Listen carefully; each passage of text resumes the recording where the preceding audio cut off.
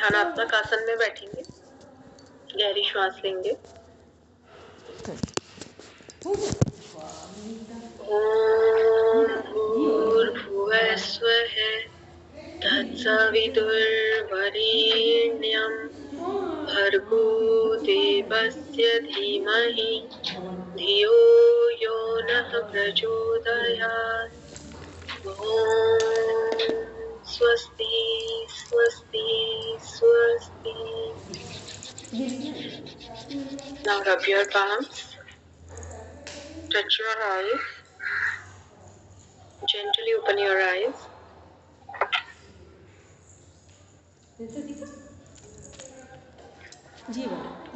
आयुर्वेद के अंतर्गत जो हमने प्रकृति की चर्चा की थी कल, हिमांशु जी क्या पढ़ा बता दीजिए। आप अकेले ही हो इसलिए फिर आप ही को मैं पर्सनली बोल रही हूँ। तो सॉरी दीदी, मैं अभी कर नहीं पाई थी, अभी करती हूँ। क्या है कि किसी फ्रेंड की शादी वगैरह इसलिए। चलिए, ये तो पता है ना कितनी प्रकार की प्रकृति है। यस। बोलिए, नाम बोलिए तीनों।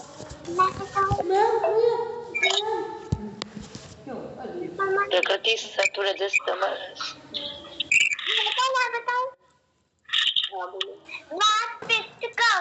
आयुर्वेद के अकॉर्डिंग वो तो दोष में आएगा ना दीदी। लेकिन इसको भी है ना, वो प्रकृति ही मानी जाती है कि हम एक तरह से देखते हैं ना कि किसकी क्या प्रकृति है। वात प्रकृति है, पित्त है, तो इसमें भी सम भी, मतलब उसमें सम भी होती है, विषम भी होती है। तो जिसकी सम है उसकी तो अच्छी मानी जाएगी ना, कि तीनों उसके सम है। अगर वात पित्त कफ बॉडी में अगर सम है तो ये मानेंगे ना एक बैलेंस्ड पर्सनैलिटी है वो। और इसमें संयुक्त भी होती है, वात और पित्त कफ मिश्रित, मतलब दोनों दो के पेयर भी इस तरह से बन सकते हैं, तो इसकी एक अलग कैटेगरी जाएगी। सीमा मैम, आपको क्या पता है, बताइए क्या पढ़ा आज आपने आयुर्वेद में? मैं वो ये पूछना है रचना जी, मैंने ये जो एक तालिका में अभी पढ़ा था मधुर रस, तो मधुर रस में जो कफ दोष है, कफ, तो उसमें ऊपर एरो लगाने का मतलब यह हुआ होगा? नहीं, कफ वालों को मधुर नहीं लेना है। अब एक बहुत सामान्य सी बात है, अभी शरीफा आ रहा है और बहुत मीठा होता है, बहुत अच्छा लगता है, मैंने उसको एक्सेस खा लिया, मुझे कफ बढ़ गया। अच्छा। मधुर चीजें लिमिट से खानी है। केला क्यों मना किया जाता है? पका हुआ केला भी हर किसी को सूट नहीं होता है, कफ वालों को कफ बढ़ जाता है उससे। तो केला, चीकू, शरीफा, ये सब मधुर फल कहलाते हैं ना, तो मधुर ये तो इसलिए मतलब कर देंगे ना, इतना उतना सा खाया ठीक है, लेकिन ये कफ वालों को ज्यादा नहीं खाना है। ये कफ को बढ़ाएंगे, मतलब बढ़ाएंगे, तो कफ वालों को नहीं खाना है। पित्त और वात वाले खा सकते हैं, उनका शमन होगा। अच्छा, उनका। तो इसका मतलब जो एरो लगा रहे हैं ऊपर नीचे, इससे क्या इंडिकेशन है? ऊपर लगा रहे हैं तो नहीं। अच्छा, ये पीडीएफ से किया क्या आपने? हाँ, पीडीएफ वो कहीं से तो देखा है मैंने। नहीं, वो जो एक मैटर आपको अलग से पेस्ट किया था ना, वो मोनिका मैम की हैंडराइटिंग में भी बनी हुई, उससे आप निकालिए। तो बहुत सिंपल सा उसमें तैयार करने का तरीका है। मधुर, अम्ल, लवण, जो फर्स्ट 3 है, हाँ, तीनों वात वालों के लिए। ठीक है, वात वाले मधुर भी खा सकते हैं, लवण भी ले सकते हैं और अम्ल भी ले सकते हैं। अब के 2 3 3 4 4 एग्जाम्पल सबको याद कर लेने हैं कि मधुर में क्या क्या आएगा, फिर उसमें क्या क्या आएगा। चावल वो अम्ल है, अम्ल में क्या क्या आएगा? अम्ल में इमली आ गई, आम आ गया, खट्टी चीज दही भी उसी में, आंवला, नींबू भी किया है। ये तो ये वात वालों के लिए अच्छा रहता है, लेकिन कफ वालों को और पित्त वालों को इसका प्रयोग नहीं करना है, अम्ल का। अच्छा, इसका मतलब मैं समझ गई। एरो का नीचे का मतलब वो सही है, ऊपर का मतलब वो बढ़ा रहा है उसको। हाँ, वो बढ़ा रहा है, या तो वो इंक्रीज के सेंस में होगा। और नीचे का मतलब वो उसको घटा रहा है, यही होगा। लवण में नमक आता है ना, तो वात वालों को इसी तरह से उसका प्रयोग करना है। वात वालों के लिए वो नुकसान नहीं करेगा, लेकिन पित्त और कफ वालों को बहुत लिमिट से लेना है, सही बढ़ा उसको।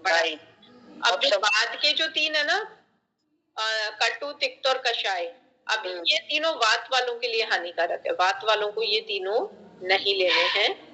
कफ के लिए तीनों ही अच्छे हैं और पित्त के लिए इनमें से 2 अच्छे हैं केवल। कौन-कौन सा? कटु और कषाय। कषाय वाला आहार ले सकते हैं, लेकिन जो ये है तिक्त है वो इन्हें नहीं लेना है। अच्छा, ये शामक है, 1 मिनट मैं थोड़ा सा नहीं, ये तो अभी मैंने आज तालिका उसमें से देखी थी, जीपीटी में से। नहीं, देखो उस पे रिलाई नहीं कर सकते हैं, वो पूरी तरह से सही नहीं है इन्फॉर्मेशन, वो खुद बोलते हैं कि हमारा रिलायबल नहीं है। तो जो कंटेंट आपको ग्रुप में आ रहा है वो वही सही है। हैंड रिटन है ना, मोनिका मैम के लिखे हुए 2 पेजेस हैं, फिर उसी को वापस कन्वर्ट भी किया उन्होंने टेक्स्ट। नहीं तो वो अभी इसी ग्रुप में भेजा है क्या, अपने वाले ग्रुप में? हाँ, बिल्कुल बिल्कुल, देखिए तो उसमें से आप जो टेबल बनाएंगे ना वो बेस्ट है, वो बेस्ट है। उसमें वो उदाहरण भी दे रखे हैं, फिर उनके गुण भी दे रखे हैं कि उससे होगा क्या। अब मधुर आहार लिया तो क्या होगा? बल की वृद्धि होगी, शक्ति बढ़ेगी, धातु होगा, आयु बढ़ेगी, उससे लचीलापन बढ़ेगा। तो ये मधुर के बेनिफिट्स हैं। फिर आप अम्ल के बेनिफिट्स देखें तो क्या होगा?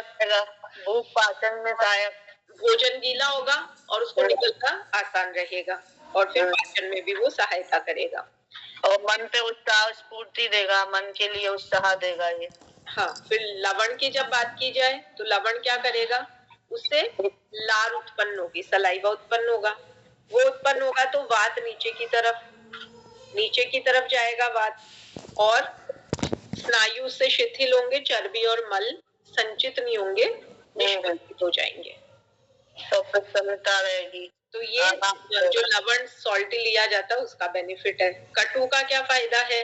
कटु की पहचान क्या है पहले तो, कि जैसे इसको मुंह में रखेंगे तो जैसे सुई चुभने जैसी फीलिंग आएगी, कपोलों पे यानी गालों पे जलन फील होगी, आंखें और नाक दोनों से पानी निकलने लगेगा। तो ये कब फील होता है? मिर्ची खाते हैं, हींग को इतना सा डाला तो ठीक है, अदरवाइज हींग ऐसे खा के देखिए, नहीं खाया जाएगा, ये सब चीजें आएगी। एक काले रंग की इतनी छोटी सी पीपल भी बोलते, पिपली, उसे भी ऐसे नहीं खा सकते हम, ठीक है? इसे भी नहीं कर सकते इस तरह से प्रयोग। ठीक है। फिर तिक्त के उदाहरण, फिर इससे फायदा क्या होगा? अगर कटु खाया तो फायदा क्या होगा? ये पहचान तो लिया हमने कि यहाँ जलन, यहाँ पे कुछ इस तरह से बर्निंग हुई, पानी निकला आंखों से, नाक से।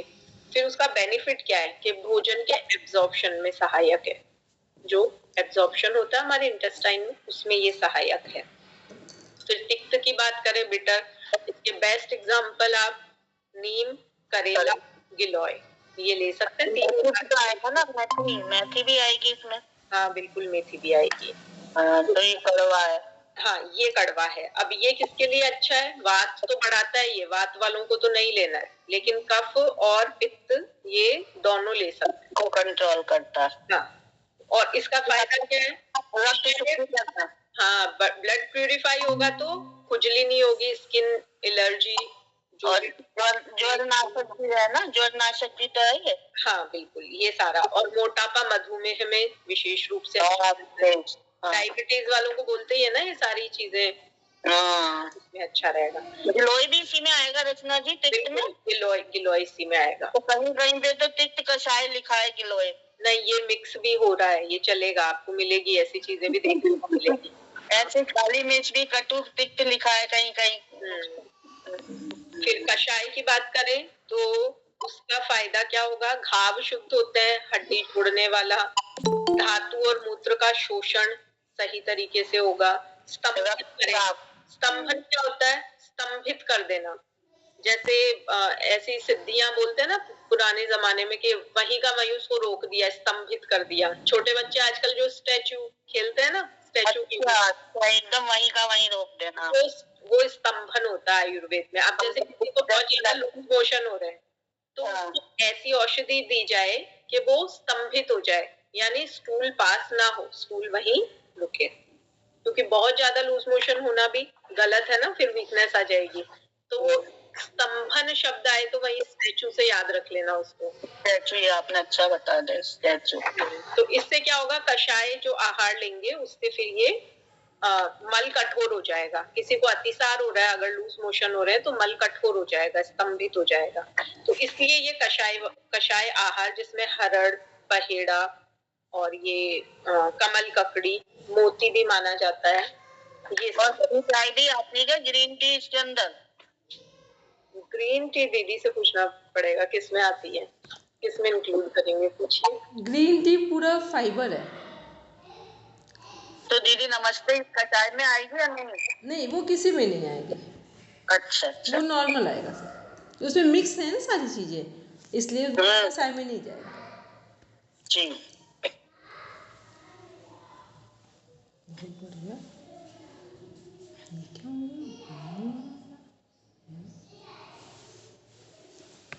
रचना जी कंटिन्यू करेंगे अपनी बात।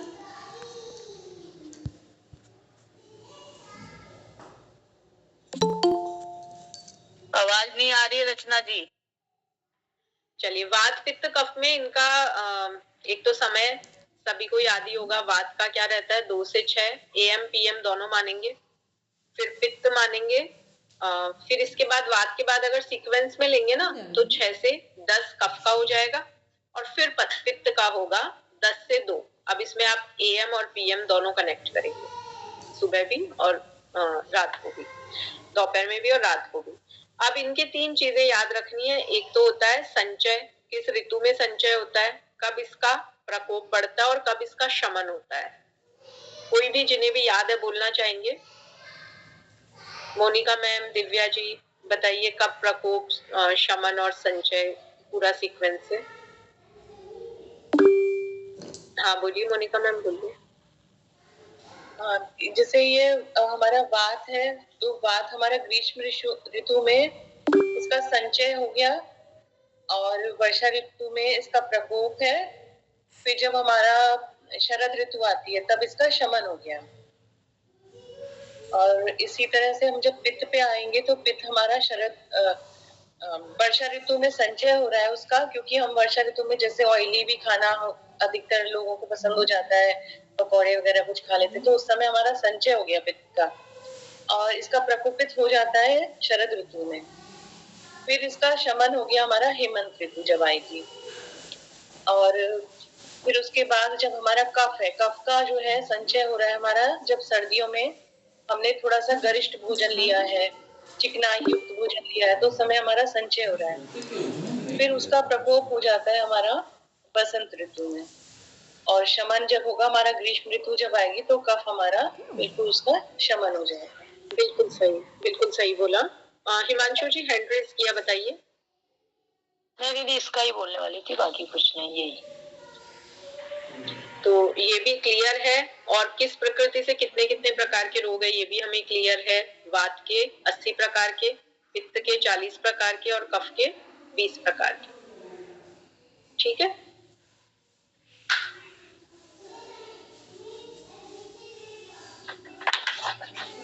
और इसमें और क्या पढ़ा था, और कोई सुनाना चाहे? ऐधारणीय वेग याद है तो वो सुना दीजिए।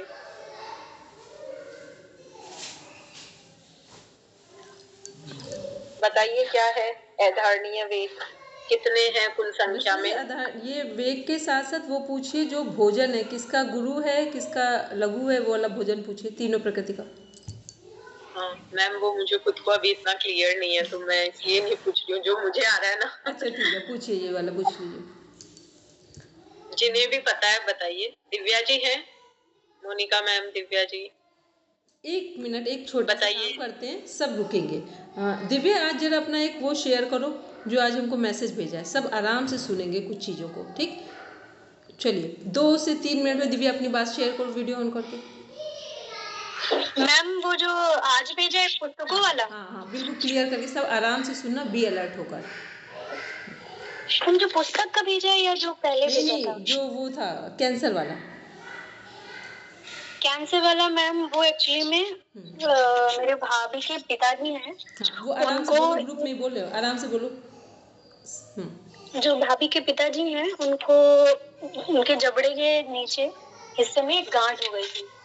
तो उस गांठ की जांच कराने के लिए वो यहाँ पास में जो हॉस्पिटल है, गवर्नमेंट हॉस्पिटल है, वहाँ पे मैम वो गए। तो डॉक्टर ने उनका चेकअप किया और उसके बाद उनको टेस्टिंग लिख दी लगभग 10,000 रुपए की। तो नॉर्मल सी गांठ की तो इतनी ज्यादा टेस्टिंग होती नहीं है, और डॉक्टर के पास जाने से पहले ही वो अपने घर पे ही सेकाई वगैरह कर रहे थे, तो उससे उनकी और प्रॉब्लम बढ़ गई थी। तो जब डॉक्टर ने 10,000 की जांच बताई तो वो इतनी महंगी टेस्टिंग मतलब थी तो वो करवा नहीं पाए। तो एक दिन वो मेरे घर पे आए थे भाभी को त्योहारी देने के लिए। तो भाभी ने बताया कि वो कुछ खा नहीं पा रहे, उनका मुंह नहीं खुल रहा था। तो फिर उन्होंने बताया कि उनकी गांठ थी तो कुछ खा नहीं पा रहे थे। फिर टेस्टिंग के लिए गए, 10,000 रुपए डॉक्टर ने बताए। और फिर हमने सेकाई के लिए पूछा तो उन्होंने बोला सेकाई भी करी थी लेकिन उससे और प्रॉब्लम बढ़ गई। तो गुरुजी के पास रह करके हमने चुंबक चिकित्सा सीखी हुई है। तो मतलब ऐसा लगा कि कई लोगों को देखा तो लगा शायद इनको फायदा कर जाएगी। तो छोटे मैग्नेट आते हैं एंटीपेन हाई, तो मैंने उनको ऐसे ही बोल दिया था क्योंकि लोग इस पे ट्रस्ट नहीं करते क्योंकि जानते भी नहीं है। तो मैंने उनको बोल दिया आप ये, मैंने कहा आपको दे दिया और इसको जा करके दिन में या रात में जब भी आपको ठीक लगे इसको ज्यादा से ज्यादा मैक्सिमम टाइम तक बांधे रखिएगा। तो उसको उन्होंने लगभग बांधा और जब यहाँ पे बांधा उन्होंने तो उनको तुरंत ही महसूस हुआ कि उनके वहां पे गांठ वाले हिस्से में कुछ चुनचुनाहट सी महसूस हो रही है। तो हमने कहा बांधिएगा, अगर फायदा करे तो ठीक है, नहीं तो कोई बात नहीं, हमें वापस कर दीजिएगा मैग्नेट। फिर जब घर गए तो हम उस बात को भूल गए क्योंकि लोग करते ही नहीं है। हमने कई लोगों को बताया, वो ट्रस्ट नहीं करते तो बांधते भी नहीं। फिर जब 10 दिन बाद भाभी से पूछा तो उन्होंने बोला कि अरे अब तो बिल्कुल मतलब ठीक हो गए, उनका जबड़ा नहीं खुल रहा था, अब तो जबड़ा भी खुलने लगा और गांठ भी एकदम बहुत एकदम नन्ही सी रह गई है 10% तक। तो हमने कहा ये तो अच्छी बात है। तो ऐसा लगा कि फिर गुरुजी को हमने बताया और वहाँ पे कई लोग ऐसे आए हैं जिनको इस तरह की प्रॉब्लम हुई है और आगे चलकर लोगों डॉक्टर ने उनको बोल दिया है कि कैंसर हो गया है, अब ये ट्रीटमेंट होगा ऐसा। तो मैंने भाभी से ही बोला कि अच्छा हुआ, मतलब उन्होंने मेरी बात मान ली तो ठीक हो गया, नहीं तो इन फ्यूचर जब डॉक्टर 10,000 की टेस्टिंग अगर लिख सकते हैं तो उनका वो आजकल तो प्लान सिस्टम चल रहा है ना कि टेस्टिंग करवाते हैं और फिर उसको इनडायरेक्टली या डायरेक्टली कह करके वो कैंसर तक ले जाने का ही प्लान, ऐसा जो हमको समझ में आया। उसके अलावा मेरे पापा का भी एक मैग्नेट थेरेपी का था मैम, ऐसी उनको आंखों में बहुत प्रॉब्लम थी तो उसका भी मैग्नेट का बहुत अच्छा रहा। मुझे खुद पहले ट्रस्ट नहीं था मैम, मुझे लगती थी क्या है, कुछ तो दिखता नहीं है, समझ में आता नहीं। पर जब मेरे घर में ही हमने उसके जो फायदे देखे उसके बाद मैम अब मुझे पूरा 100% उस पर बहुत ट्रस्ट हो गया है मैग्नेट पे कि बहुत अच्छा काम करती है। और जितने भी योग से जुड़े हुए लोग हैं मुझे लगता है कि उनको भी सीखनी चाहिए क्योंकि डायरेक्टली जैसे हम लोग बोलते हैं ना पेन में आसन वगैरह नहीं करा सकते या स्वेलिंग में नहीं करा सकते, तो नेचुरोपैथी वर्क करती है बट जो हमने मैग्नेट के जो देखे वो और अच्छा उस पर जल्दी काम करती है। बस मैम इतना ही। देखो ये क्या था, जो ये गांठ थी ये कैंसर में कन्वर्ट हो गई। जब कोई गांठ लंबे समय से बढ़ जाए और उसमें पेन एक्सेस हो जाए तो ये जो गांठ थी कैंसर में कन्वर्ट हो रही थी, ठीक है। और ये हमने इसलिए बताया कि अभी हम सब लोग बहुत छोटी छोटी चीज़ों से डर जाते हैं कि ऐसा हो रहा है वैसा हो रहा है। आखिर हम लोग पढ़ते लिखते किस लिए? इसीलिए तो पढ़ लिख रहे हैं ना, कि हम अपना स्वास्थ्य ठीक रख सकें, दूसरों का रख सकें। क्योंकि देखो कुछ चीज़ें ये जब अभी ये क्लासेस हो जाए या वाईसीबी का जो लेवल पढ़ा था वो किस लिए पढ़ा था कि कुछ चीज़ें किसी थेरेपी में बहुत अच्छी है, कुछ किसी में बहुत अच्छी है, ठीक है।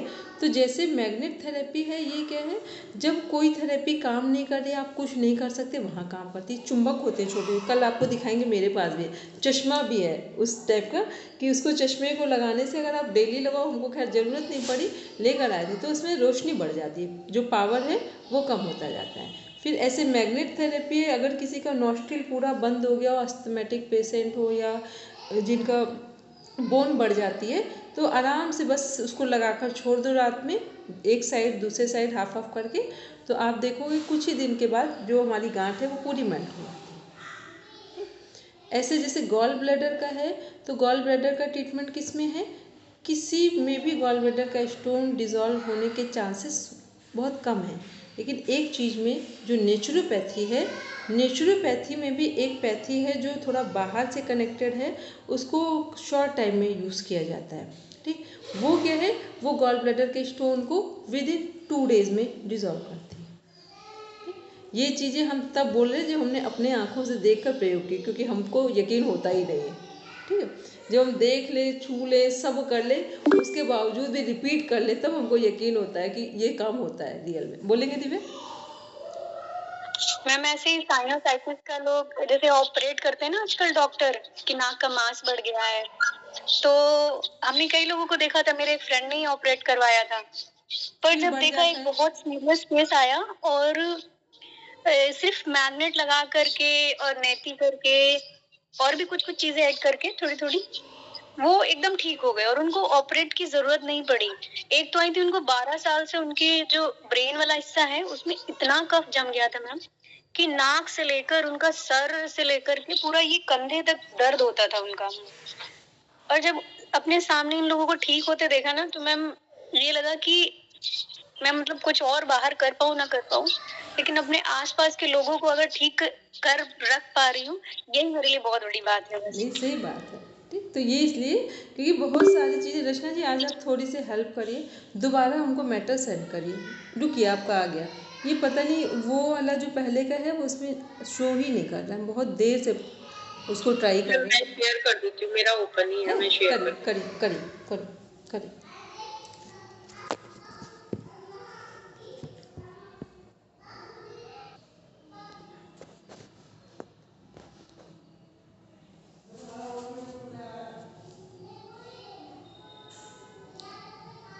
और करेंगे, अभी और लेंगे, और ऊपर करेंगे, और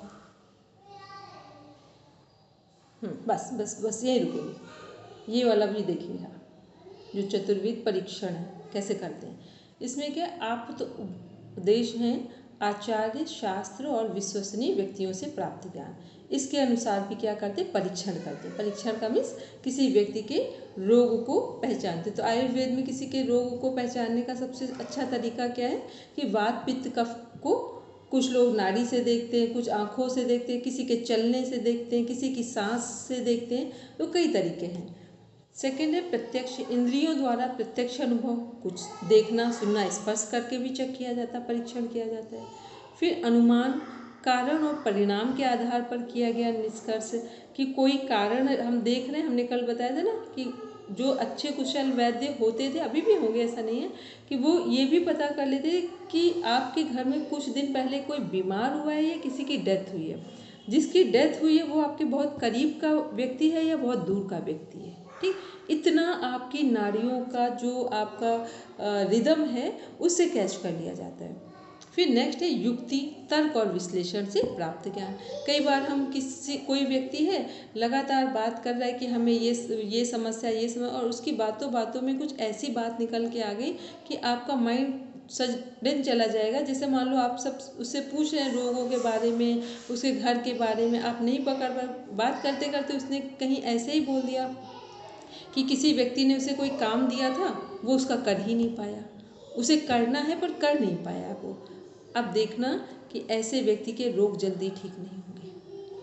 ठीक है, क्यों नहीं ठीक होंगे, क्योंकि इसके अंदर एक मेंटल प्रेशर बना हुआ है। या तो वो ये कर दे कि भूल ही जाए, तो भी है, अब उसको ये भी लग रहा है काम कर भी नहीं पाए हैं और करना भी है।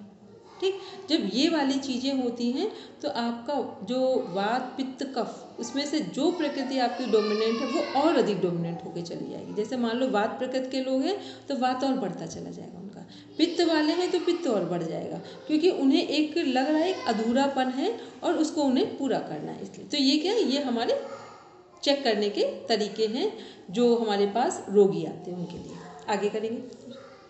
अब देखते हैं मोस्ट इम्पॉर्टेंट पार्ट। ठीक, ये आपने क्वेश्चन सॉल्व किए होंगे तो सबको पता होगा। त्रय उपस्तंभ हैं, 3 उपस्तंभ कहाँ पर हैं हमारे आयुर्वेद में, कौन कौन से, आहार, निद्रा और ब्रह्मचर्य। आहार क्या है, शरीर को पोषण देने वाला मुख्य आधार। हमारे शरीर में जो भी एनर्जी है, जो भी हम बोलते हैं, बात करते हैं, काम करते हैं, सब किससे कर पा रहे हैं, किसके कारण कर पा रहे हैं, जो हमने भोजन लिया है। नेक्स्ट है स्वप्न, निद्रा, शरीर और मन को विश्राम देने वाला स्तंभ। नींद क्या है? नींद वो हमारा एक प्लेटफॉर्म है, या नींद हमारे शरीर की वो आवश्यकता है जिसको लेने के बाद ही हम दोबारा काम करने के लिए तैयार होते हैं, दोबारा कुछ सोचने के लिए तैयार होते हैं। थर्ड है ब्रह्मचर्य। ब्रह्मचर्य का मीन्स क्या? इंद्रियों का संयम एवं जीवन शक्ति का संरक्षण। अब ब्रह्मचर्य क्या है? कुछ लोगों को लगता है ये शरीर के स्तर पर ब्रह्मचर्य, शरीर के स्तर पर कम है, मन के स्तर पर अधिक है। क्योंकि ब्रह्मचर्य शरीर के स्तर पर होता तो जितने हमारे ऋषि मुनि हैं सब तो गृहस्थ जीवन में है, सारे के सारे ऋषि मुनि जितने हैं हमारे महर्षि वाले, ये सब किस सब गृहस्थ जीवन में, कोई सन्यासी में नहीं आते हैं, ठीक है। तो वो सब तो गृहस्थ जीवन में, तो इसका मतलब क्या है? उनका ब्रह्मचर्य कहाँ से कंट्रोल चल रहा है? मन से चल रहा है। और कोई भी व्यक्ति का मन ब्रह्मचर्य में काम करता है। तो ये तीन चीज़ें अब हमारी कैसे काम करेंगे उनको देखते हैं। उपस्तंभ जो है हमारे, उपस्तंभ बल, आयतन, रोग के प्रकार या रोग प्रकार, रोग के मार्ग, चिकित्सक, औषध। इसमें से जो आपके लिए आवश्यक है उसको ध्यान से देखिए। इसमें जो बल वाला पार्ट है कि कहाँ किस समय हमारी चीज़ें उभरती हैं वो, और जो आयतन वाला है, और फिर ये वाला रोग प्रकार, बस यहाँ तक आपका पार्ट है। इसमें देखते हैं उपस्तंभ हमारे तीन, और बल क्या है? जो तीन हमारे हैं, बल का मीन्स होता है कि कहाँ पर वो चीज़ें किस समय पर बढ़ती घटती हैं, वो देखते हैं। तो आहार क्या है? जो बल है इसमें आहार कैसा होना चाहिए? सहज होना चाहिए। आहार कैसा हो? सहज हो। ये क्या है? भाषा आयुर्वेद के टर्म में है। फिर है स्वप्न। स्वप्न का मीन्स, कालज का मीन्स हो गया सोने जगने का समय, यहाँ काल में। क्योंकि स्वप्न कब आता? स्वप्न का नींद हमारी कब पूरी होती है?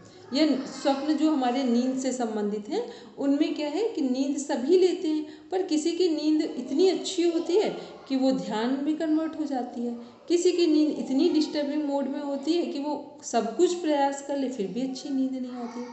तो जब अब इसको ऊपर से नीचे देखेंगे, जो हमारा भोजन है वो यदि सही होगा, सही समय पर होगा, हमारी प्रकृति के अनुसार होगा, मौसम के अनुसार होगा, तो ये भोजन क्या किस में सपोर्ट करेगा? जाकर नींद में करेगा। ये भोजन कहाँ सपोर्ट करेगा? नींद में करेगा। फिर भोजन कितनी ईमानदारी से हमारे तक पहुँचा है वो भी नींद में सपोर्ट करेगा। फिर भोजन को कितने प्रेम से बनाया गया है या हमारे सामने तक परोसा गया है वो भी हमारी नींद का पार्ट बनेगा। फिर भोजन को हमने खुद में कैसे ग्रहण किया है वो भी हमारी नींद का पार्ट होगा या नींद का एक आवश्यक हिस्सा होगा। तो ये किस पर? जो सहज हमारा जो भोजन है वो हमारे काल नींद को, मान लो हमने बहुत गरिष्ठ भोजन लिया है तो क्या होगा? हमारी नींद कैसी होगी? बहुत हैवी नींद हो जाएगी, मतलब भारी नींद, जिसमें हमारी नींद हम 6 घंटे भी सो गए, 8 घंटे भी सो गए, 10 घंटे भी सो गए, फिर भी नींद से हमारे शरीर में कोई आराम नहीं आ रहा है। इसके बाद फिर नेक्स्ट देखते हैं हम लोग ब्रह्मचर्य। और स्वप्न में क्या है? यदि हमने भोजन बहुत ईमानदारी के पैसों से हमने का है और बहुत शांत मना स्थिति में लिया है, प्रेम से बनाया गया है, तो ये भोजन लगता है कि आपके स्वप्न को, नींद को डिस्टर्ब करेगा? नहीं करेगा। यहाँ स्वाद की बात नहीं हो रही, वैरायटी की बात नहीं हो रही भोजन की, बस भोजन कैसे आया है, कैसे रखा गया है हमारे सामने, कैसे हमने उसे ग्रहण किया, नींद इस पर डिपेंड कर रही है आपकी। तो नींद कैसी होगी? जिस जैसा हमारा भोजन होगा वैसी ही हमारी नींद होगी। फिर है ब्रह्मचर्य। अब आप इंटरकनेक्टेड करिए, जब भोजन आपका सही है, नींद आपकी ठीक है, तो लगता है कि ब्रह्मचर्य हमारा डिस्टर्ब होगा? नहीं होगा, ठीक, बिल्कुल होने के चांसेस नहीं बन रहे हैं। क्योंकि नींद जब किसी की अच्छी होगी तो उसका मन उसके नियंत्रण में होगा। जब नींद किसी की अच्छी होगी तो उसका मन उसके नियंत्रण में होगा, और मन जब उसका नियंत्रण में होगा किसी व्यक्ति का, तो ब्रह्मचर्य का मीन्स क्या है? ब्रह्मचर्य का मीन्स है कि जो हमारा एक 25 ईयर, जो 100 वर्ष की आयु की बात आयुर्वेद कर रहा है, उसमें जो 25 ईयर्स तक का जो टाइम है वो कैसा हो? हमारे ज्ञान के लिए हो, हमारे जो लक्ष्य हैं हमारे जीवन के पूरे होल लाइफ के लिए, उसका यहीं पर एक बुनियाद पड़ रही हो। तो ये सब कहाँ है? 25 ईयर्स में। फिर वही ब्रह्मचर्य हमारे गृहस्थ जीवन में आकर उसका एक सहज और एक सृजन वाला स्वरूप ग्रहण करेगा।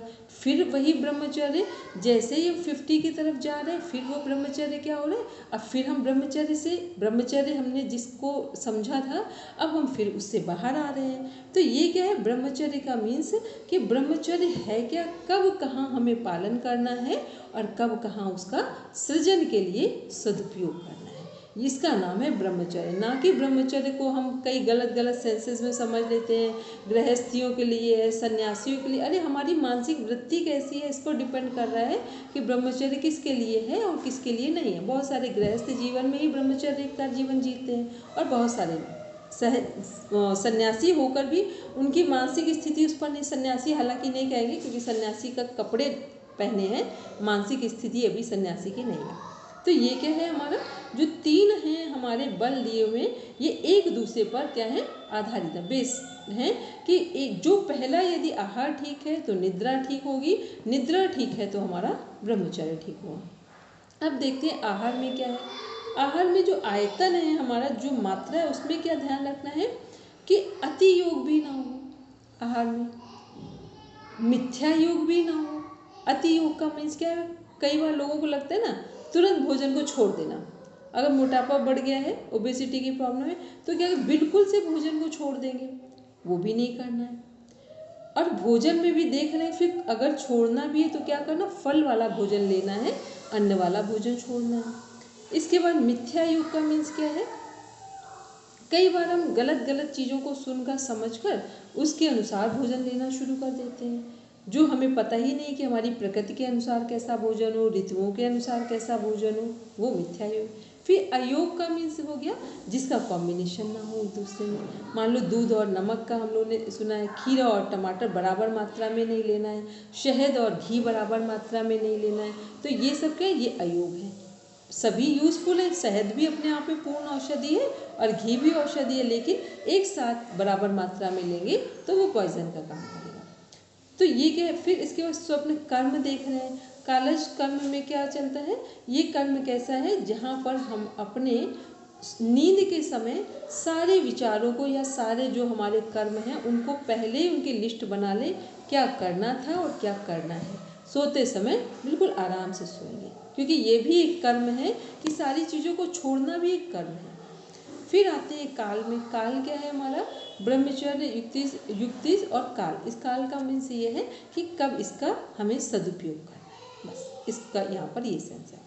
इसके बाद देखते हैं हम लोग रोग के जो प्रकार हैं। यहाँ पे एक निज रोग है जो अपने से उभरते हैं, ठीक। एक आगंतुक है, मीन्स जो जैसे मान लो कि हमें पता नहीं है, अभी कोविड आ गया था, ठीक। ये कैसे रोग है?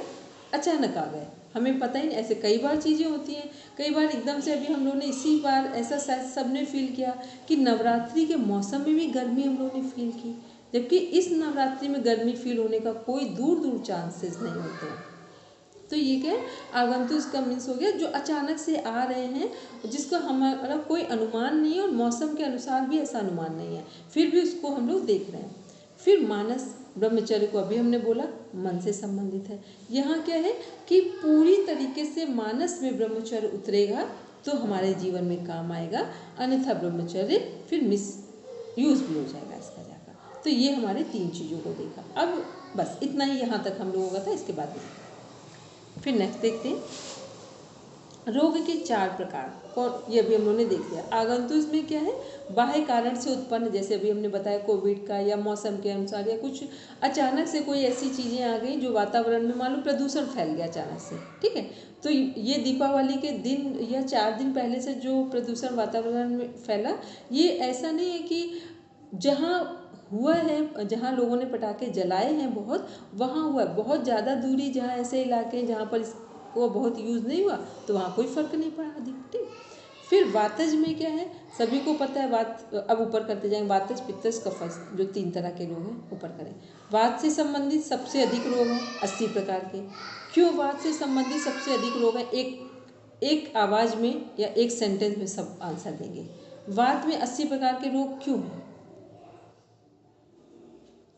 मैम वात में जो वायु और आकाश प्रकृति रहती है उसमें ये होता है कि वायु चंचल होती है तो बहुत सारे विचार आते हैं वात प्रकृति वाले को, और आकाश तत्व को वो जब खाली नहीं कर पाता है तो विचार बहुत हलचल मचाते हैं, तो इस वजह से रोग ज्यादा होते हैं और मानसिक रोग विशेष रूप से ज्यादा होते हैं। वात का मीन्स हो गया विचार हमारे सबसे अधिक डिस्टर्ब होते हैं। ठीक, तो जैसे ही हमारे विचार डिस्टर्ब होंगे तो वैसे ही हमारा पेट का सिस्टम, डाइजेस्टिव सिस्टम बिगड़ना शुरू कर देगा। तो इसलिए वात से संबंधित सबसे अधिक रोग उत्पन्न होते हैं। और वात, लोगों को लगता है कि हमारा वात खाने से बढ़ा है, खाने पीने मौसम से वात थोड़ा सा बढ़ता है। वात किससे बढ़ता है? जो इस समय सबसे अधिक प्रॉब्लम क्या चल रही है लोगों की, वो बोलते हैं ना कि ओवर थिंकिंग हो रही है। ओवर थिंकिंग क्या है? ये वात प्रकृति को कनेक्ट कर रही है। तो इसलिए सबसे अधिक रोग कहाँ है? वात से। तो वात के लिए क्या है? प्राणायाम सभी के लिए है, लेकिन वात के लिए प्रकृति वालों को बोलते हैं जब प्राणायाम करें तो उसे होल्ड करें। तो जितना आप होल्ड करेंगे प्राणायाम को, उतनी जल्दी जो एक्सेस थॉट हमारे वर्किंग में आ रहे हैं वो सब क्या होंगे? डाउन होना शुरू हो जाएंगे। नेक्स्ट है पित्त मीन्स 40 प्रकार के रोग। यहाँ पे क्या है? जो पित्त प्रकृति में 40 प्रकार के, सीधा हाफ हो गए, वहाँ से वात से हाफ में आ गया, आधे में। अब वात जो पित्त प्रकृति है, यहाँ जो 40 टाइप्स ऑफ डिजीजेज हैं, इनमें क्या प्रॉब्लम्स आ रही है? इनमें भी वात का जो प्रभाव है वो यहाँ पित्त पर जा रहा है, पहला। दूसरा क्या है पित्त प्रकृति में? कि जो हम भोजन ले रहे हैं वो जितना हमें मात्रा में चाहिए उसका ध्यान रखें, प्लस में वो हमारे शरीर से डाइजेस्ट होकर निकल भी पा रहा है कि नहीं निकल पा रहा है। यदि वो निकल नहीं रहा है तो पित्त हमारा बढ़ता चला जाएगा। पित्त कब बढ़ता है? जब बड़ी आंत में सड़न शुरू हो जाती है, मल जमना शुरू हो जाता है, बस पित्त बढ़ना। पित्त बढ़ेगा तो 2 सिम्टम पहले आएंगे, एक जीभ पर छाले और एक पेट में छाले। पेट वाले छाले जो हमारे अल्सर हैं वो बाद में पता चलते हैं, जीभ के सबसे जल्दी पता चल जाते हैं। आप देखेंगे जिनको पित्त की प्रॉब्लम होगी, जीभ में कट्स आ जाएंगे, कलर चेंज होना शुरू हो जाएगा, लेयर्स आ जाएंगे, और फिर जो साइड में अल्सर आ जाएंगे। ये सब क्या है? ये सब पित्त के कारण है। और पित्त जब बढ़ता है तो लोगों के अंदर ईर्ष्या की प्रवृत्ति बढ़ती है। ये क्लियर समझ लीजिए। पित्त जब बढ़ता है तो ईर्ष्या की प्रवृत्ति बढ़ती है। जैसे पित्त का काम जलन है, वैसे वो जलन, इसीलिए कहा जो लोगों को दूसरों से नफरत बहुत अधिक होती है और क्षमा नहीं कर पाते हैं, उनका पित्त बढ़ता है। जिनको क्षमा नहीं कर पाते हैं उनका पित्त बढ़ता है फिर, और बहुत जलन हो रही है, और क्षमा से भी ज़्यादा है ईर्ष्या हो रही है, तो वो समझना उनका पित्त लगातार बढ़ेगा। वहाँ कंट्रोल करने में बहुत टाइम लगेगा, और वो सोचेंगे अब दवाओं से कंट्रोल कर ले, हो ही नहीं सकता है जब तक वो अपनी प्रकृति में कंट्रोल नहीं करेंगे जाकर। नेक्स्ट देखेंगे कफ वाली जो प्रकृति है, ये क्या है? 20 प्रकार के रोग हैं। कफ में 20 प्रकार के क्यों है? इसका एक कारण है। जब भी कोई व्यक्ति भारीपन कहीं ग्रहण कर ले, आप देखेंगे कोई भी चीज़ में अगर हम लोग 3 सामान रखें, एक बहुत हल्का सामान रखें मतलब वात, एक थोड़ा ठीक ठीक है पित्त, और एक बहुत हैवी सामान रखते हैं, तो देखेंगे अगर किसी हम लोगों को धक्का भी लगाना हो तो हैवी वाले को धक्का लगाने में टाइम लगेगा, लेकिन वात वाले को कहीं पर भी हिला दो, उसको चाहे इधर हिलाओ चाहे इधर हिलाओ, कहीं पर भी हिलाओ। पित्त वाले को क्या है? थोड़ा संतुलन है वहाँ पर। तो जो हमारा कफ वाला है, इस प्रकृति में सबसे अधिक सद्गुण है। कफ प्रकृति में सबसे अधिक सद्गुण क्यों है? क्योंकि ये प्रकृति एक तरफ तो लग रहा है कि कुछ नुकसान है, यहाँ क्या है? जितना बॉडी में हैवीनेस है या भारीपन है, तो वैसा व्यक्तित्व में भी भारीपन ले आते हैं। व्यक्तित्व में भारीपन का मीन्स आप कुछ भी अपमान करो कि मान करो, सब भूल जाएंगे। ठीक, आराम पसंद इतना है कि कोई बस हमें यहीं बैठकर कुछ खिला दे, उसके बाद 4 बातें सुन लेंगे। ठीक है, कोई फर्क नहीं पड़ा। आप देखना कभी जो मोटे लोग होते हैं उनको पास से देखना जाके, उनकी ये प्रकृति, मतलब उन्हें आराम के सामने कुछ सुनना उनना पसंद है, कोई दिक्कत नहीं। तो ये क्या है?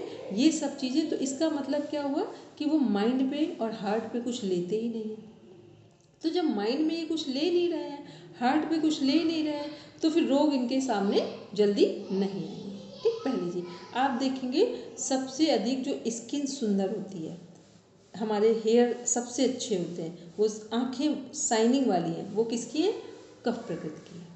ठीक है, तो ये क्या है, ये कफ प्रकृति। बस अब क्या करना, योग हमारा क्या करता है, आयुर्वेद और योग ये क्या करते हैं, सभी प्रकृति में एक संतुलन लाने का प्रयास करते हैं कि सभी प्रकृति के अपने सद्गुण हैं, सबका अपना अपना नेचर है, तो हम किस प्रकृति में कौन सा काम करें। तो वात प्रकृति का नेचर कैसा है, डिसीजन ना ले पाना जल्दी, ठीक, अनस्टेबल माइंड। पित्त प्रकृति, यदि जो बोला है वही करेंगे, ठीक। यदि गुस्से में भी कह दिया कि हम आपकी चीज़ नहीं लेंगे, तो पित्त प्रकृति वापस नहीं आएगी लेने। वो जान भी नहीं, मेरा नुकसान भी हो रहा है, सब हो रहा है, वो हर तरफ से खड़ी हुई, लेकिन पित्त प्रकृति वापस नहीं अपनी बात को लेगी। कफ प्रकृति क्या है, ना इनको लेने से मतलब है ना देने से मतलब है, ठीक है, कोई चीज़ नहीं, उनको आराम मिले चाहे कहीं से भी लेकर आ जाओ, ठीक। उनको कह दो ये भंडारे का भोजन है, 10 दिन वो खा लेंगे, उन्हें लगे क्या करना, हमें भोजन मिल गया बस बात खत्म हो गई। पित्त प्रकृति 10 बार विचार करेंगे, बात को ये भी नहीं पता है खाना है कि नहीं खाना है, ठीक। तो ये क्या है, सब प्रकृतियों के अपने अपने नेचर हैं। लेकिन वात प्रकृति को यदि संतुलित कर लिया जाए तो जितना हमारा साइंटिस्ट वर्ग है, जितना फिलोसफर्स हैं, ये सब किस में जाते हैं, मतलब जो इंटरनल थिंकिंग वाले थॉट प्रोसेस जिनकी है, वो सब वात प्रकृति में लोग सफल होते हैं। पित्त में क्या है, जितना लीडरशिप क्वालिटी है वो किस में जाती है, पित्त प्रकृति में जाती है। कफ प्रकृति में क्या है, ये लोग यदि कोई बात पहले तो सोचते नहीं हैं, यदि बाई चांस इन्होंने कोई डिसीज़न लिया है तो ये फिर उसको पूरा करके रहेंगे, जल्दी लेंगे नहीं, पर लेंगे तो उसे पूरा कर देंगे। तो ये क्या, अपनी हर प्रकृति की अपनी एक एक विशेषताएं हैं, ठीक। चलिए अब देखते हैं चिकित्सा में के 6 प्रकार जो हमारे, इसमें से चिकित्सा के 6 प्रकार कौन कौन से, लंघन है, एक व्रंगण है, फिर एक रुक्षण है, फिर स्नेहन है, स्वेदन है, स्तंभन है, ठीक। लंघन का मीन्स होता है किसी चीज़ को, जैसे मान लो कोई चीज़ किसी को नुकसान कर रही है तो उसको, और या कोई सीवियर डिजीज़ है तो उसमें लंघन किसका करवाएंगे, अन्न नहीं देंगे, लिक्विड डाइट पर रखेंगे या जूस पर रखेंगे, तो ये क्या लंघन है यहाँ पर, ठीक। या पानी पे नींबू शहद का पानी दिया ताकि उनके शरीर से गंदगी बाहर हो जाए। फिर व्रंगण का मीन्स क्या हुआ, अगर वो लंघन है तो व्रंगण का मीन्स क्या हुआ, दोनों अपोजिट हो रहे हैं तो क्या होगा इसका अर्थ, इसमें डाइट देंगे, मतलब इसमें देंगे, हाँ, इसमें उपवास है तो इसमें खिलाएंगे, कई बार अधिक भी खिलाने का है, ठीक है, कि अधिक खिलाने से उनकी चीज़ों को बाहर निकालना है, या फिर पर्याप्त डाइट दी, जैसे होता है ना कि शरीर की सफाई करनी है तो क्या किया, पानी को 2 गिलास देना है तो 4 गिलास दिया गया, ठीक। इस तरह से चीज़ें करते वहाँ पर, बोलेंगे कृष्णा।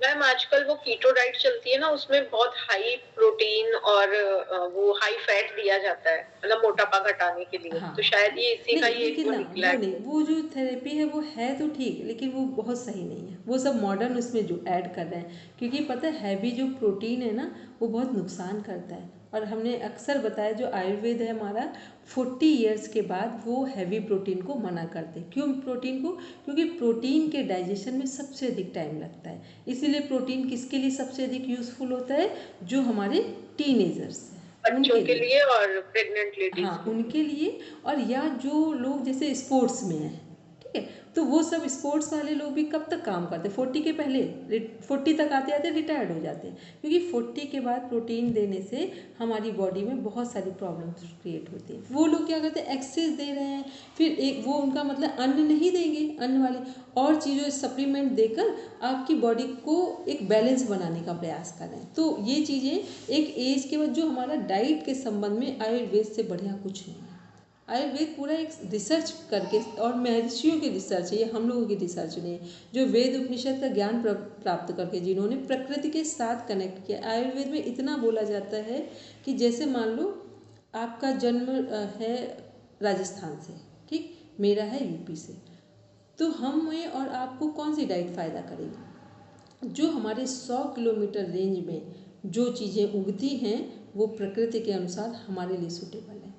और यदि आप वहाँ से कहीं दूसरी जगह आ गए, किसी भी कारण से आ गए, आप देखेंगे स्वास्थ्य में कंप्रोमाइज़ करने में टाइम लगता है, ठीक। ये क्या, ये आयुर्वेद कितना सटीक बात कह रहे हैं कि 100 किलोमीटर की रेंज तक आप अपने प्रकृति के दायरे में हैं, यदि जहाँ आपका जन्म हुआ है, उसके बाद फिर आपको इश्यूज आते हैं, हेल्थ इश्यूज आते हैं, फिर वहाँ आप आयुर्वेद और योग और सब का अगर एक साथ यूज़ करते हैं तो बैलेंस बिठा सकते हैं, लेकिन आप नॉर्मली इसको टैकल नहीं कर सकते। फिर है रुक्षण। रुक्षण मीन्स क्या होता है, ऐसी चीज़ें देना जो शरीर में, बॉडी में ड्राइनेस लेकर आए, सूखापन लेकर आए। तो जहाँ मान लो कफ वाली प्रकृति के लोग हैं तो उन्हें ऐसी चीज़ें दी जाएंगी जिसमें रुक्षणता हो, अधिक हो। फिर स्नेहन, वात प्रकृति वालों को क्या दिया जाएगा, स्नेहन वाली चीज़ें दी जाएंगी। जो मालिश सबसे ज़्यादा किसको ज़रूरत होती है, वात प्रकृति को। फिर है स्वेदन। स्वेदन में क्या होता है, पसीना, जो हमारा स्वेटिंग है, पसीने के थ्रू दवाएं ऐसे दी जाती कि बॉडी से पसीना निकले, स्वेटिंग हो और हमारे टॉक्सिन्स बाहर हो जाए।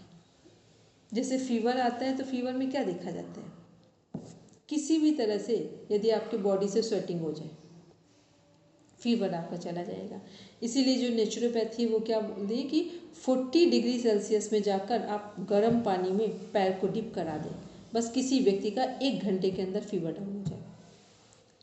और वो भी ना हो तो कम से कम, अगर इतना लगता हो वो नहीं कर सकते तो आप 40 डिग्री पे ना करें, 20 डिग्री पर लेकर आएँ, ठीक ठीक गर्म करके। उसमें भी यदि 2-3 बार आप पैर को डिप करा दें तो आप देखेंगे कि आपका फीवर विद इन 2-3 शिफ्ट में नॉर्मल आ जाएगा।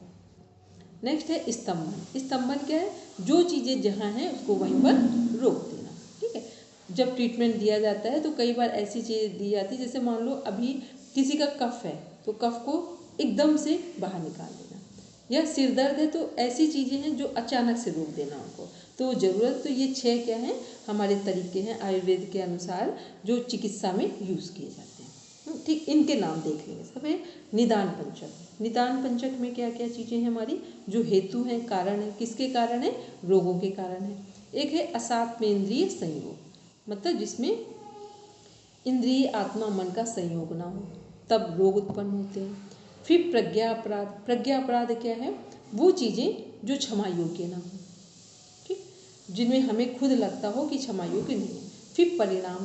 परिणाम का मीन्स होता है कि हमने किसी भी चीज़ का जो सदुपयोग, जो हमने यूज़ किया है या कार्य किया है, उसके परिणाम पर हमने कुछ सोचा ही नहीं। तो जब हम गलत चीज़ों को खाएंगे तो परिणाम में क्या आएगा, रोग ही आएंगे हमारे। तो जैसी चीज़ें हमने वात बढ़ाने वाली ली तो वात परिणाम में आएगा, वात जनित रोग। पित्त वाले होंगे पित्त जनित, और कफ वाले होंगे तो कफ जनित, और सबका कॉम्बिनेशन होगा तो उनसे रिलेटेड हमारी डिजीज़ हमारी बॉडी में डेवलप हो जाएंगे। फिर नेक्स्ट है पूर्व रूप। रोग उत्पन्न होने से पूर्व के लक्षण। सब कितने लोग इस बात को समझ पाते हैं कि हमको कुछ प्रॉब्लम होने वाली है। अगर आप इतना समझ पाते हैं तो सजग होकर जी रहे हैं। फिर बोलेंगे दिव्या, ठीक है चलो, क्योंकि ये अवेयरनेस होनी चाहिए। जैसे पित्त किसी का बढ़ता है, लोग बोलते हैं हमने अभी तक बहुत लंबे समय का अनुभव, अब तो खैर कुछ प्रॉब्लम कभी 1-2 ऐसा हुआ था, तो हमने ये समझे 3 घंटे पहले आपका पित्त आपको सिग्नल देना शुरू कर देता है। यदि आप उसी समय बस पानी लीजिए, पीजिए 1 गिलास और तुरंत वॉमिट कर दीजिए, थोड़ा सा पित्त होता आधा चम्मच 1 चम्मच, और वो अगर उसी समय बाहर निकल गया आपको कोई प्रॉब्लम नहीं होगी। लोग क्या करते हैं, तब तक उसका वेट ही करते रह जाते हैं। या ये वाली जो उंगली है इसको बस आप ऊपर की ओर से मसलिए, ऐसे करके पूरा प्रॉपर करते रहिए। आप थोड़ी देर में देखेंगे पित्त फिर टॉयलेट के थ्रू वहाँ से निकल गया, कहीं से वो पित्त निकलेगा। और वो नहीं निकला तो फिर आपका जो सीवियर पेन पित्त में आता है, हार्ट में, ब्रेन में, अब जिसको होता है वो तो वही समझ सकता है, बहुत भयानक पेन होता है, ठीक। तो ये क्या है, ये हमें रोग आने से पहले, जैसे मान लो सर्दी खांसी जुकाम है, आने से पहले में 1-2 दिन पहले से सिम्टम आने लगते हैं। ऐसे बहुत कोई ऐसा रोग नहीं है जो सडन आता। वो एक्सीडेंटल चीज़ें अलग हैं, प्राकृतिक आपदाएं अलग हैं, उसके अलावा सबके सिग्नल आते हैं। प्राकृतिक आपदाओं के भी सिग्नल आते हैं जिनके इंट्यूशंस बहुत हाई हैं उनको, और जितने हमारे जानवर हैं, जीव जंतु, पशु पक्षी हैं, सबको सिग्नल 8 से 10 दिन पहले ही आने शुरू हो जाते हैं। फिर है लिंग।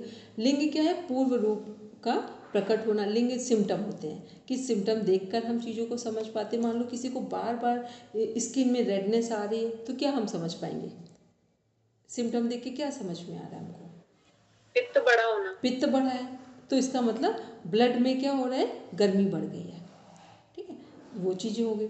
तो ये हम क्या 3 चीज़ें हैं जिनसे हम अनुमान लगा पाते हैं कि किसी की चिकित्सा करने से पूर्व कि इसको क्या प्रॉब्लम है और इनका सॉल्यूशन कैसे दिया जाए। फिर उपशय। उपशय मीन्स होता है हेतु और रोग के विपरीत द्रव्यों का सुखकारी होना। हेतु क्या है? कारण। और रोग के विपरीत द्रव्यों का सुखकारी होना। तो रोग के विपरीत ही तो द्रव्य दिए जाएंगे, कि मतलब रोग हमारे कैसे होने चाहिए? ठीक होने चाहिए। ठीक है, वो वाला विपरीत है यहाँ पे। इसके अर्थात जब विपरीत औषधि या आहार देने से लाभ मिले, क्योंकि जब हमने मान लो जिससे पेट खराब हुआ है तो अब कैसी औषधि देंगे? जिससे पेट अच्छा हो जाए, भोजन इनका पच जाए। नेक्स्ट है संप्राप्ति। संप्राप्ति मीन्स होता है रोग की बाह्य स्थिति। ये शब्द जो है इनको थोड़ा ध्यान में रखिए।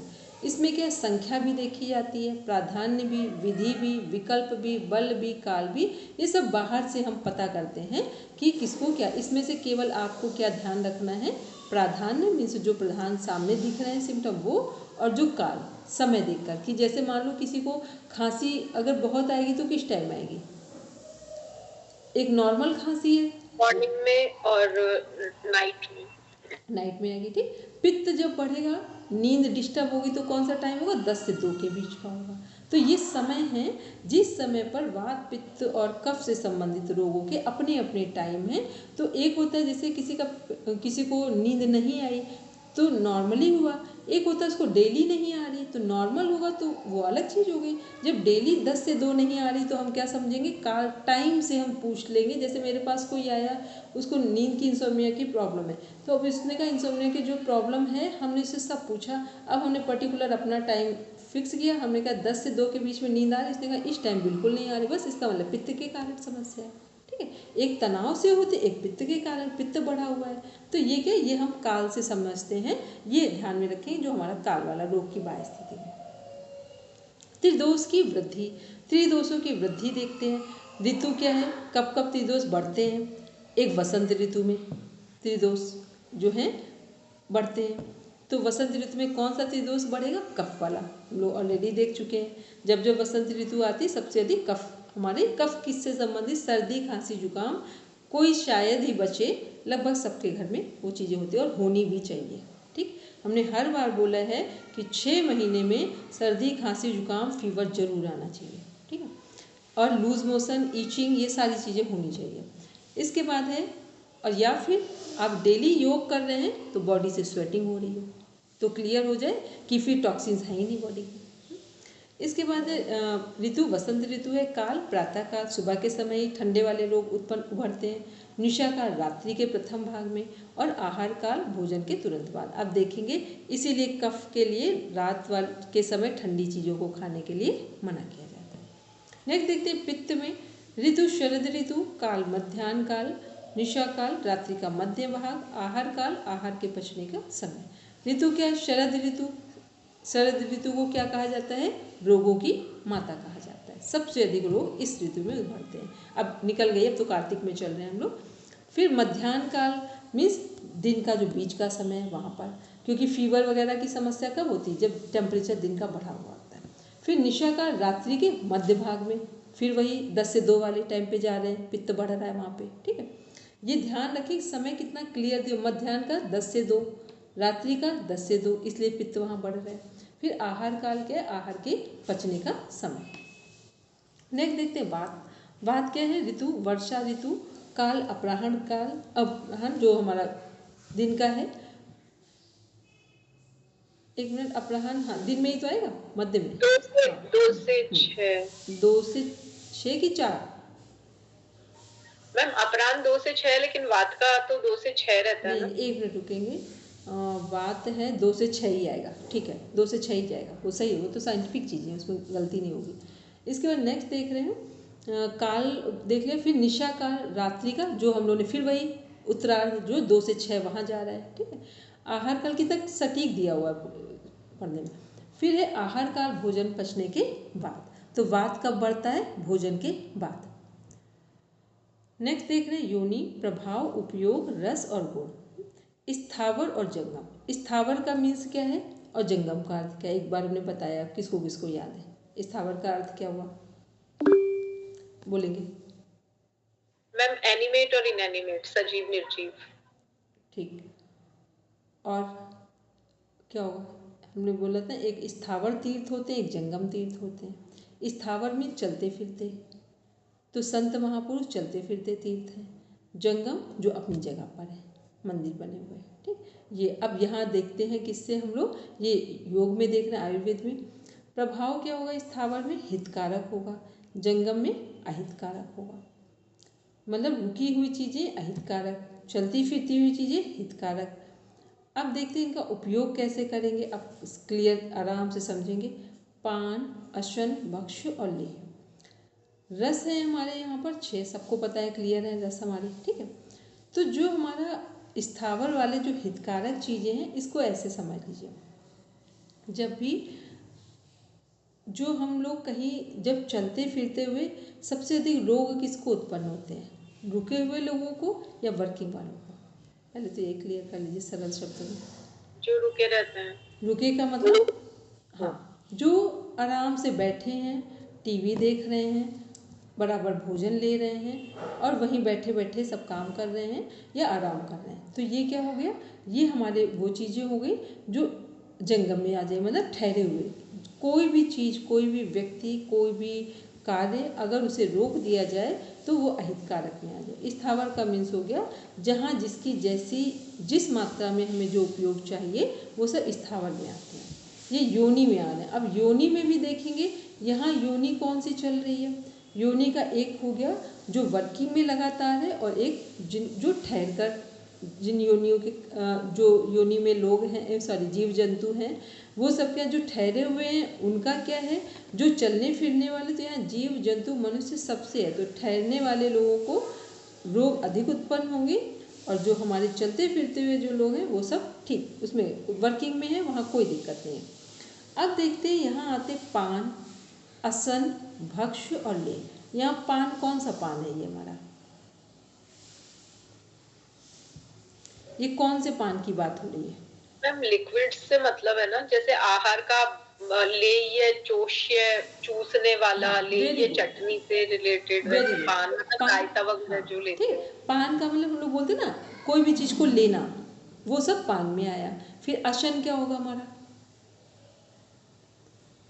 असन में क्या जाएगा, एक पान होता है जो हम बराबर ले रहे हैं, असन का मीन्स हो गया जिसको हम ठहर कर लेते हैं, रुक कर लेते हैं। ठीक, फिर भक्ष हो गया जो भोजन करने का चल रहा है। ठीक, फिर लेह हो गया, लेह में क्या आता है हमारा, जो चीज़ें हमारी लगातार, तो लेह में क्या आ जाएगा, जैसे हमने लेह में कौन कौन से एग्जाम्पल आएंगे,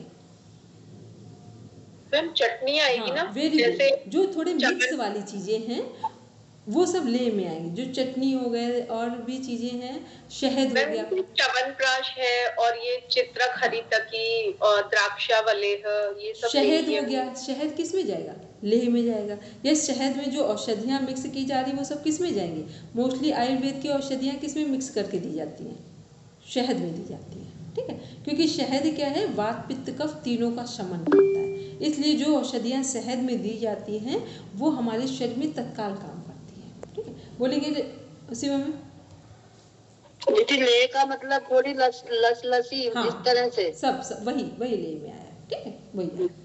चलिए अब नेक्स्ट देखेंगे, प्रकृति से हितकर आहार कौन कौन से, अब इनको जल्दी जल्दी पढ़ेंगे। मूंग, वर्षा जल, सेंधव नमक, सेंधा नमक, जीवंती शाक, गोगरी, गोघृत, गाय की बात के घृत की बात हो रही है, तिल का तेल, अदरक, मुनक्का, शर्करा। ठीक, ये सब हमारे हितकर। अहितकर में प्रकृति से अहितकर आहार कौन कौन से हैं, यवक, उड़द, वर्षा ऋतु में नदी का जल, ठंडा जल, साधारण नमक, सरसों का साग, जबकि सरसों का साग बहुत फेमस है, भेड़ का घी, दूध, कुसुम का तेल, निकुंज, आलू, राब, ये सब क्या है, हानिकारक है। और ऊपर करते जाएंगे कृष्ण जी। अब रसों के एक बार गुण देखते हैं, बस पढ़ेंगे इनको, बाकी इसका एक स्क्रीनशॉट लीजिए सब, ये हम लोग लगभग पढ़ चुके हैं कई बार। ठीक, इसका सब स्क्रीनशॉट ले लीजिए, कौन कौन से रस हैं, रस व गुण सबके, तिक्त के, कटु के, लवण के, अम्ल के, तिक्त के और लवण जो है हमारा, मतलब ये मिक्स करके, तिक्त और शीत, कटु उष्ण, लवण गुरु, अम्ल लघु, तिक्त रुक्ष, लवण स्निग्ध। इसका सब लोग स्क्रीनशॉट ले लीजिए, कल हम इसको टेस्ट में लेंगे। ठीक है, आराम से ले लीजिए। नेक्स्ट देखेंगे, आज हम इसको पूरा करना चाह रहे हैं। ठीक, फिर देखते हैं जो हमारे रस हैं, मधुर रस क्या है, स्नेहन है, प्रेरणन है, आहार इसमें बस स्नेहन को हम देखेंगे, बहुत ज़्यादा उसमें नहीं जाएंगे। फिर अम्ल में दंत हर्ष से, मुख स्राव से, स्वेद से, मुख बोधन दाह उत्पन्न करने से अम्ल। एक मिनट इसको अम्ल, अच्छा ये सॉरी ये परिभाषाएं पढ़ रहे हैं हम लोग, ठीक है। फिर लवण क्या है, सभी को पता है घुलने वाला है। अम्ल क्या है, जो थोड़ा सा हमको फील होता है, जो खट्टापन जो है इसको, हाँ वो लगेगा हम। फिर और कई बार कुछ लोगों को सुना भी होगा दांतों में लगता है, ठीक। तो ये दांतों में लगता नहीं है, वो एक अलग चीज़ है, बल्कि दांतों की सफाई कर देता है। जो खट्टी चीज़ें होती जब भी आप खाएंगे उससे दांत हमारे अच्छे हो जाते हैं। फिर लवण सभी को पता है नमकीन है, घुल जाता है। कटु क्या है, घबराहट, जीभ में चुभना, कल भी हम लोग बात कर चुके हैं। मुख नासिका आँख से स्राव होना आंसू का। तिक्त क्या है, जीभ में कष्ट, अन्य रस के स्वाद को ना उत्पन्न होने देना। ये सब क्या है, ये रस की परिभाषा, इसको सब देख लें। फिर अग्नि के प्रकार देख लेते हैं। तीक्ष्ण अग्नि, अत्यधिक तेज पाचन शक्ति। तो ये भी क्या है, अत्यधिक अगर है तो ठीक है कि गलत है? गलत है। Very good. अधिक हो तब भी ठीक है, अत्यधिक है तो फिर ये गलत है। धीमी पाचन शक्ति, ये नेगेटिव है पॉजिटिव है? नेगेटिव है, मंद अग्नि होना, भूख नहीं लगती है। संतुलित एवं सामान्य पाचन, नेगेटिव है पॉजिटिव है? ये पॉजिटिव है, सम अग्नि। अनियमित पाचन, कभी तेज कभी मंद, ये भी ठीक नहीं है। ठीक। इसमें से कौन सा सही, सम अग्नि जो है वो ठीक है। बाकी तीक्ष्ण, मंद, विषम सारी अग्नियां हमारे लिए हानिकारक है। नेक्स्ट देखेंगे। प्रज्ञा अपराध, हमने बताया था मानसिक कारण है। प्रज्ञा अपराध का मीन्स ऐसा अपराध जिसको हम बोल भी नहीं पा रहे हैं और डाइजेस्ट भी नहीं कर पा रहे हैं, वो प्रज्ञा अपराध में। उसके कारण अच्छी से अच्छी औषधियाँ हमारे जीवन में काम नहीं आती हैं। फिर धी, धृति, स्मृति। चलिए किसको किसको इसका अर्थ पता है। प्रज्ञा अपराध के 3 कारण हैं, धी है, फिर धृति है, फिर स्मृति है। मैम धृति यानी तो धैर्य होता है, स्मृति यानी मेमोरी, धी का अर्थ नहीं पता। ये सब हमारे मन, बुद्धि, स्मृति तीनों से रिलेटेड है, ठीक है। सब ये क्या है, एक डीप में जा रहे हैं। मन, फिर बुद्धि, फिर स्मृति, और गहरे में जिसे बोलते हैं संस्कारों में चला गया है, कोई चीज़ संस्कारों के अंदर आ गई है। तो ये क्या, तीनों प्रज्ञा अपराध हमारे मन, बुद्धि, चित्त से संबंधित हैं यहाँ पर। फिर नेक्स्ट देखेंगे।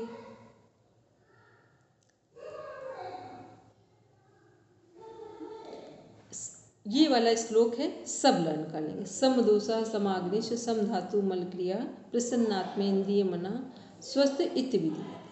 अर्थ क्या है, इसके एक बार रचना जी लेंगे, थोड़ा सा ऊपर करेंगे और थोड़ा सा नीचे। जब शरीर में दोषों की समता हो, दोष कौन से, त्रिदोष, वात पित्त कफ संतुलित हो। अग्नि की समता हो, पंच महाभूत, जठर अग्नि और धातु अग्नि, जो धातुओं की अग्नि है वो ठीक हो। फिर धातुओं की समता हो, रस, रक्त, मांस, मेद, अस्थि, मज्जा, शुक्र स्वस्थ हो। मलों की उचित क्रिया, मल, मूत्र, स्वेद, ये सही समय पर निष्कासित होते हो। फिर आत्मा, इंद्रिय और मन प्रसन्न हो। ये क्या है, स्वास्थ्य के, आयुर्वेद के स्वास्थ्य की परिभाषा है, ठीक है। अब रचना जी कितना मैटर है इस पर, ये देखिए जल्दी से। थोड़ा सा है, समाप्त होने की ओर जा रहे हैं कि है भी, देखिए एक मिनट, हाँ हो गया। फिर आप करिए इसको, बस हम कंप्लीट करेंगे। जिसको लग रहा हो अगर किसी को अभी लीव करना हो लीव कर दीजिए, क्योंकि जरा सा मैटर बचा, इसको हम कंप्लीट कर और ऊपर करेंगे और ऊपर का क्वेश्चन, इसमें कुछ नहीं बताना, ये ऑलरेडी पढ़ा हुआ। अब देखते हैं वात पित्त कफ में क्या है, जो प्राण है। वात में प्राण, वात में हमारे सारी क्या आती है, प्राण आते हैं, जिसे हम लोग बोलते हैं पंच प्राण और उपप्राण, ठीक, वो सब वात में आएंगे। फिर पित्त में क्या आएंगी, हमारी अग्नि आएंगी। ये पित्त वाली अग्नि, इसका सब स्क्रीनशॉट ले लो एक बार, ये क्वेश्चन आ चुका है। पित्त की कौन कौन सी अग्नि है, पाचक है, आलोचक है, रंजक है, साधक है, भ्राजक है। फिर हमारा कफ में क्या है, अवलंबक कफ है, तर्पक है, बोधक है, क्लेदक है, श्लेष्मक है। मोस्टली हम लोग का कौन सा आता है, श्लेष्मक वाला कफ होता है, ठीक है। और ऊपर करेंगे।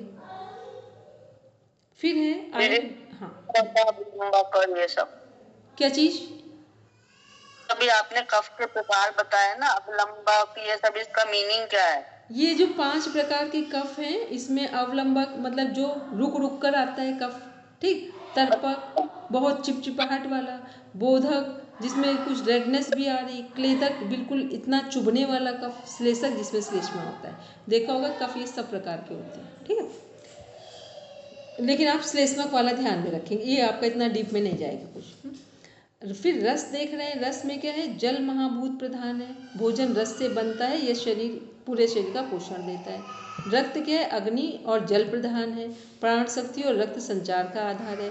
मांस क्या है, मांस में पृथ्वी तत्व जुड़ा हुआ, शरीर की पेशियां और बल इसमें है। मेद है, पृथ्वी और जल की प्रधानता से स्निग्धता, स्नेहन और ऊर्जा का प्रभाव करता है। मेद, मांस के बाद मेद बनता है। फिर अस्थियां बनती हैं, पृथ्वी और आकाश प्रधान है इसमें। फिर मज्जा, इसमें जल प्रधान है। मज्जा के बाद क्या आ जाएगा हमारा, मज्जा जो जहाँ पर हड्डियों के अंदर से जो हमारा यहाँ पे रक्त भी संबंधित है, तो यहाँ जल प्रधान हो गया मज्जा में। अस्थियों के भीतर का गुदा तंत्रिका और पोषण में सहायक है। शुक्र क्या है, जल प्रधान है, सभी को पता है, प्रजनन शक्ति और संपूर्ण जीवन का सार है। संक्षेप में रस, रक्त, मांस, मेद, अस्थि, मज्जा, शुक्र।